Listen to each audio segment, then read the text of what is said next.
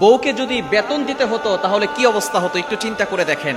আপনার বউ আপনার জন্য রান্না বান্না করে দিনে 3 বেলা, এর জন্য যদি আপনি মাসিক 5,000 টাকা ধরেন, পরিষ্কার পরিচ্ছন্ন করছে, আপনার ঘরকে পাহারা দিচ্ছে, এই জন্য 5,000 টাকা, 10,000 টাকা, আপনার সন্তানকে লালন পালন করছে, এই জন্য 5,000, মোট হলো 15,000, এবং আপনার স্বামীর যে চাহিদা স্ত্রী পূরণ করতেছে এজন্য 15,000, প্রতি মাসে তার বিল আসে সর্বনিম্ন 30,000 টাকা।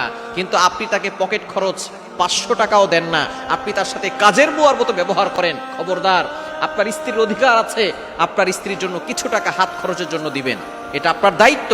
আপনি তাকে খাবার দিবেন, তার জন্য মাঝে মধ্যে গিফট নিয়ে যাবেন, আইসক্রিম নিয়ে যাবেন, তার জন্য চকলেট নিয়ে যাবেন, সে যেটা খেতে পছন্দ করে এটা তার জন্য নিয়ে যাবেন। তাকে মাঝে মধ্যে কিছু টাকা খরচের জন্য, হাত খরচের জন্য দিবেন, যেটা আপনার একান্তভাবে আপনি আপনার স্ত্রীকে মালিক বানিয়ে দিবেন যে তুমি এই টাকা যেখানে ইচ্ছা সেখানে ব্যবহার করতে পারো, তবে হারাম কোথাও ব্যবহার করবে না। আপনার স্ত্রী কিন্তু আপনার জন্য অনেক কষ্ট করে, সে তার সবকিছু ছেড়ে আপনার বাসায় এসে আপনার সন্তানদেরকে লালন পালন করছে, আপনার দেখাশোনা করছে, আপনার ঘরের দেখাশোনা করছে, আপনার জন্য রান্না করে দিচ্ছে, আপনার কাপড় চোপড় ধুয়ে দিচ্ছে।